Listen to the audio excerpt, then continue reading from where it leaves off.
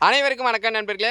Welcome to Indian farmer Prabhu YouTube channel. நம்ம பந்தல் சாகுபடி முறையில் பீர்க்கன் விதைகள் நடவு பண்ணி இன்னையோட 35 நாட்கள் ஆகுது நண்பர்களே. இந்த 35 நாட்களில் முதல் அறுவடைக்கு நம்மளுடைய காய்கள் தயாராகிடுச்சுன்றதான் ஒரு விஷயம். விதைகளை நடவு பண்ணி இன்னையோட 35 நாட்கள் ஆகுது.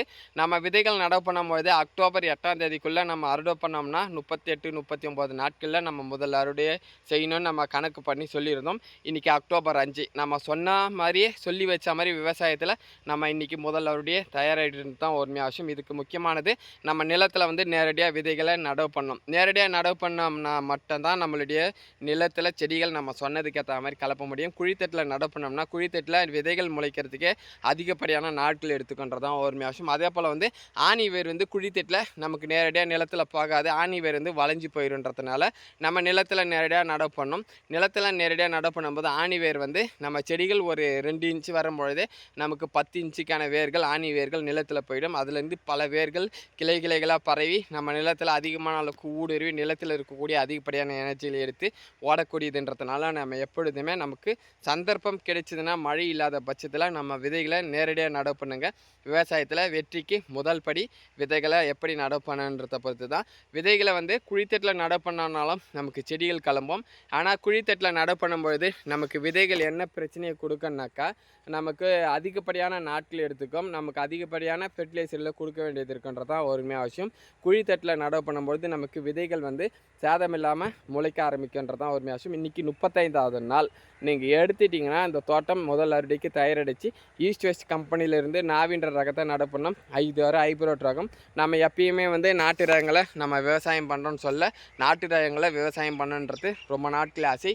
அந்த விதைகள் நமக்கு கிடைக்க மறுக்குன்றது தான் ஒருமையாக அவசியம். வச்சிருக்கவங்களும் அதை கொடுக்க மறுக்கிறாங்கன்றது தான் ஒரு நிதர்சனமான உண்மை. பீர்க்கங்காய்களை பொறுத்த வரைக்கும் நம்ம நாட்டு விதைகள் என் கண்ணில் இன்ன வரைக்கும் பார்க்கல. நாட்டு காய்கறிகளை நம்ம பார்த்துருக்கின்றது தான் ஒரு அவசியம். ஈஸ்ட் வெஸ்ட் கம்பெனிலேருந்து இது வந்து இப்போ நீங்கள் எடுத்துட்டிங்கன்னா ஒரு அடியிலேருந்து 1.5 அடி வரைக்கும் இருக்கக்கூடிய காய்களாக இருக்குது. பீர்க்கங்காயில் ஆரம்பத்தில் வந்து முதல் அறுவடையில் இந்த மாதிரியான காய்களாக தான் காய்க்கும். நம்ம நாட்கள் செல்ல கிட்டத்தட்ட வந்து ஒரு 3 அடியிலேருந்து 4 அடி வரைக்கும் நம்ம காய்களை எதிர்பார்க்கலான்றது ஒரு பொதுப்படையான விஷயம். நம்ம ரொம்ப மகிழ்ச்சியாக இருக்குது. கடின உழைப்புக்கு கிடைச்சிருக்கக்கூடிய பலன் தான் இந்த காய்கறிகள். யாருக்கெல்லாம் எங்களுடைய விவசாயம் பிடிச்சிருக்கோ ஒரு லைக் சப்போர்ட் பண்ணுங்கள். நன்றி, வணக்கம் நண்பர்களே. விவசாயம் காப்போம். நம்ம தொடர்ச்சியாக பீர்க்கன் விவசாயத்தை பற்றி நம்ம அடுத்த வீடியோக்களில் பார்க்கலாம். எவ்வளோ மகசூல் கிடைக்குன்னாக்கா ஒரு ஏக்கருக்கு குறைஞ்சபட்சம் ஒரு பறிப்புக்கு ஒரு 500லேருந்து 600 கிலோ காய்களை பீர்க்கங்காய்களை பொறுத்த வரைக்கும் அறுவடை பண்ணலாம். பீர்க்கங்காய்களை பொறுத்த வரைக்கும் நமக்கு ரொம்ப நாட்களுக்கு காய்கள் காய்க்குமான்னு எனக்கு தெரியாது.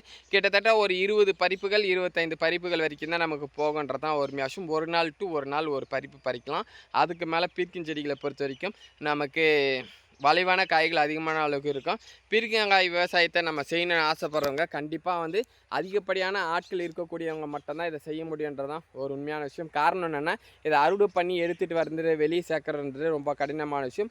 அதே போல் நீங்கள் எடுத்துட்டிங்கன்னா ஒவ்வொரு காய்களுமே மேலேயே இருக்கும். அந்த காய்களை ஒவ்வொரு காய்களை நம்ம கீழே எடுத்து விட்டால் தான் நல்ல காய்களை அறுவடை பண்ண முடியும்.